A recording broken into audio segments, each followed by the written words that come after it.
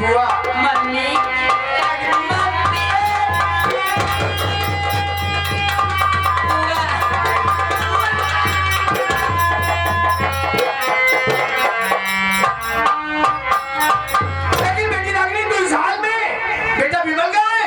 पापा विमल डिसूजा आप दुकान से इनके पास आकर मुझे घर से मार कर भगा दिए पापा, और उनकी जान खतरे में, आप चलकर उनको बचा लीजिए ना पापा।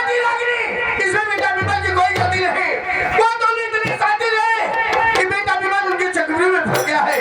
क्योंकि तुम चिंता मत करो, तेरे पापा को होते हुए तेरे सुहाग का बाप विवाह करेगा। आओ मेरे साथ।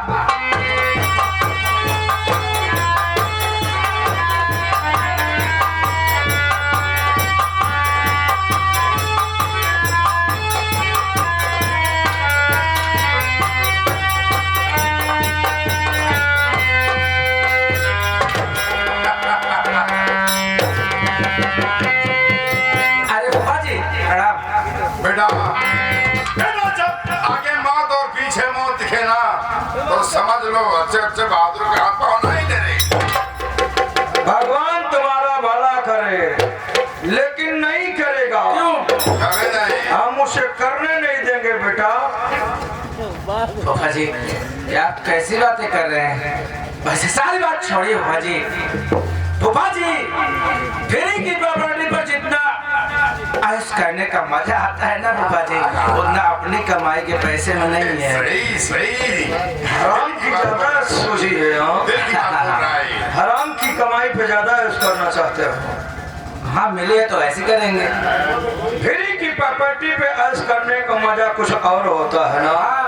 एक बात बताओ विमल, बैंक में रखे गए पूरे पैसे का मालिक बैंक मैनेजर नहीं होता बेटा, वो पैसा पब्लिक का होता है। फूफा जी वो पैसा पब्लिक का है, यह प्रॉपर्टी है कि जो कि इस समय सिर्फ मेरी है। किस प्रॉपर्टी का मालिक तुम पर बैठा है विमल? इसी प्रॉपर्टी को अपनाने के लिए मैंने पूरा इतिहास लिख डाला।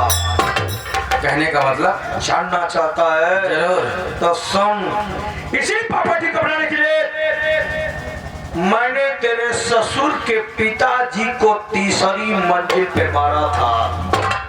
इसी प्रॉपर्टी को अपनाने के लिए तेरे ससुर की जो बूढ़ी माँ थी ना, उसके मुंह पे टेप मारा, बोलेरो की गाड़ी की डिक्की में लॉक किया, ले गया रेलवे लाइन की पटरी पे डाल दिया, साली मर गई।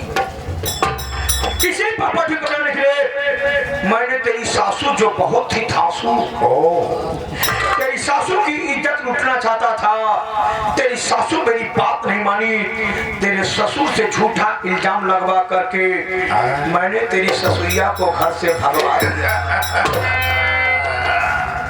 और इसी प्रॉपर्टी को बनाने के लिए मैंने तेरी पत्नी रागनिया का सौदा अपने दोस्त डिसूजा से करा दिया। लेकिन तेरी पत्नी रागनिया साली बहुत होशियार चालाक लड़की निकली, तुझे लिवा करके भाग आई दिल्ली। दिल्ली आने का रीजन यही था बेटा, अगर वहां रहती तो उसे भी मार डालता, तुझे भी मार डालता, सारी प्रॉपर्टी के मालिक बन जाते। हम लोग और ज्यादा कमीने निकल गए, पीछा करते करते चले आए दिल्ली।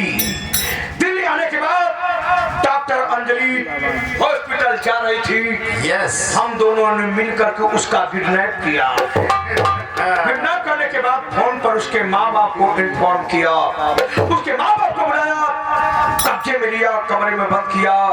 उसके बाद डॉक्टर अंजलि को कहा कि जा करके विमलवा से प्यार का नाटक कर। ताकि मियाँ बीवी दोनों में तकरार हो गई। विमलवा जो सीला लौंडा है, नया प्यार पाएगा, खूबसूरत डॉक्टर आई पाएगा तो पलटी मारेगा, उसकी बीवी को जलन होगी, मार करके भगा देगा। वही हुआ, तूने अपनी बीवी को मार करके भगा दिया।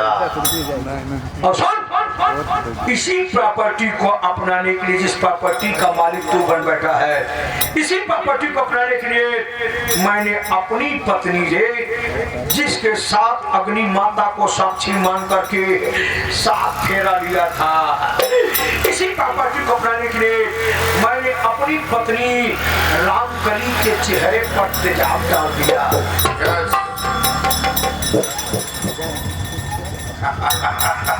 अब तक तो समझ गया होगा कि मैं कितना बड़ा कमीना आदमी हूँ।